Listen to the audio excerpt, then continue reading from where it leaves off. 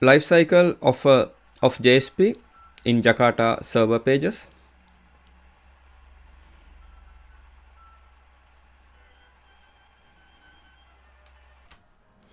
Now we are focusing on life cycle of JSP.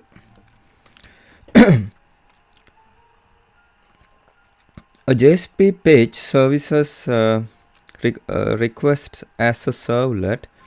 Thus, the life cycle and many of the capabilities of JSP pages, in particular the dynamic aspects, are determined by Java servlet technology.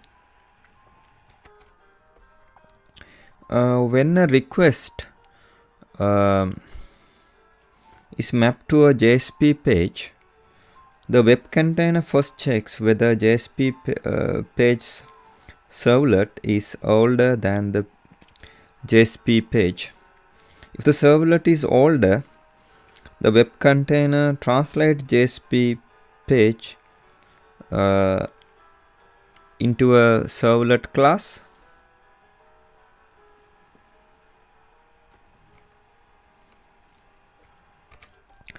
And translate into a servlet class and compiles the class.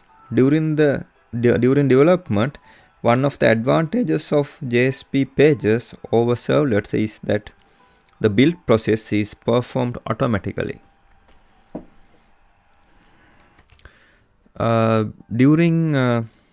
This is about translation and compilation.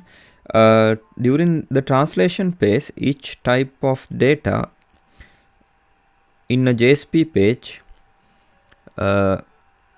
is treated differently. Static data is transformed into code that will emit the data into the response stream. JSP elements are treated as follows. Directives are used to control how the web container translates and executes the JSP page. Scripting elements are inserted into the JSP page servlet class. Expression language expressions are passed as parameters to calls the JSP expression. JSP colon set or get property elements are converted into method calls to Java Beans components. JSP colon include or forward elements are converted into invocations of the Java Servlet AI API. The JSP colon plugin elements is converted into browser-specific markup for activating an applet. Custom tags are converted into calls to the tag handler that implements the custom tag. The application server, the source for the servlet created from JSP page name in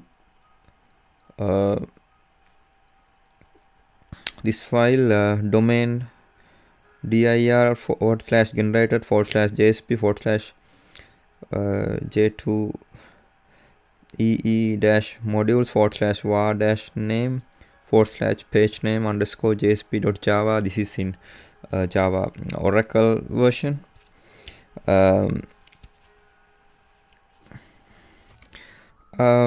Both the translation and the compilation phases can yield errors that are observed only when the page is requested for the first time.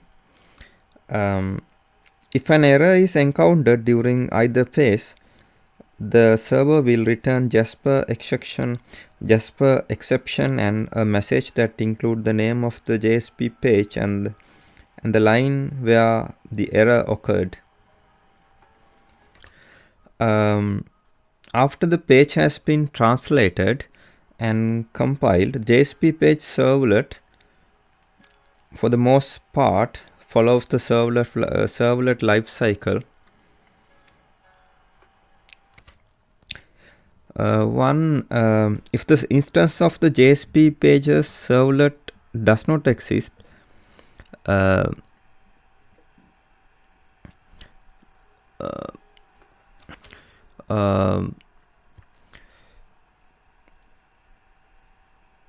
the container loads the JSP pages servlet class, instantiates the instance of the servlet class, initializes the servlet instance by calling JSP init method, and the container invokes the underscore JSP service method passing request and response objects.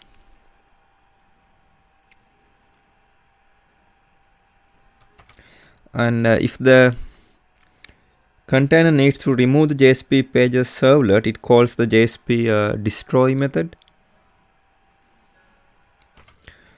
Execution, you can control various JSP page execution parameters by using page directives.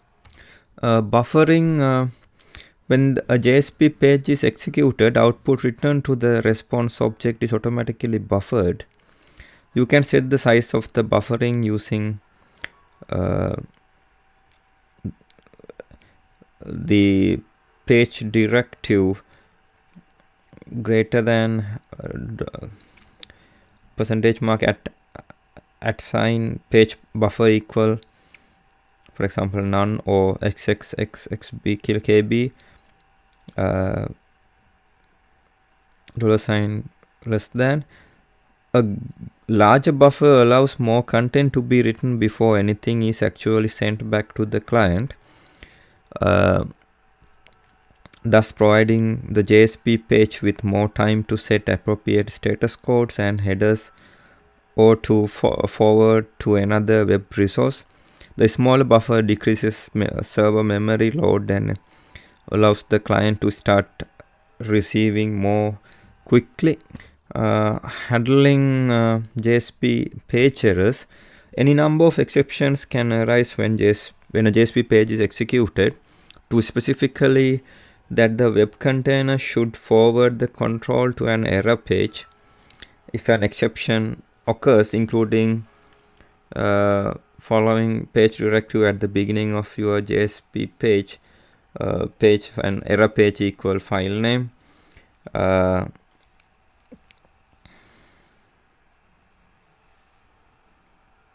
This directive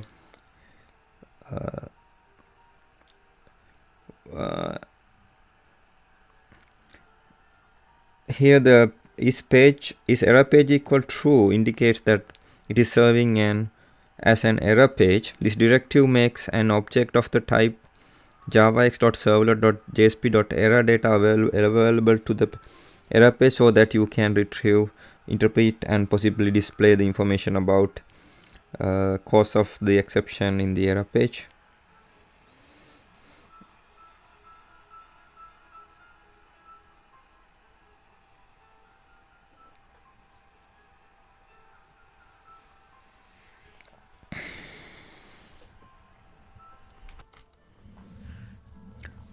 Here request,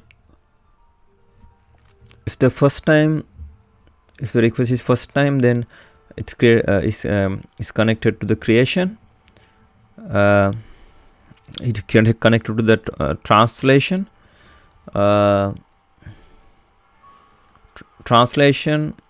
compilation, loading, instantiation, and initialization are inside creation. Creation is connected to the request, and if then the request is not first time, the subsequent times is connected to, then it's connected to request here, and request is connected to the response, and request is connected to destruction. Now this is the end of my presentation. Thank you very much for watching it.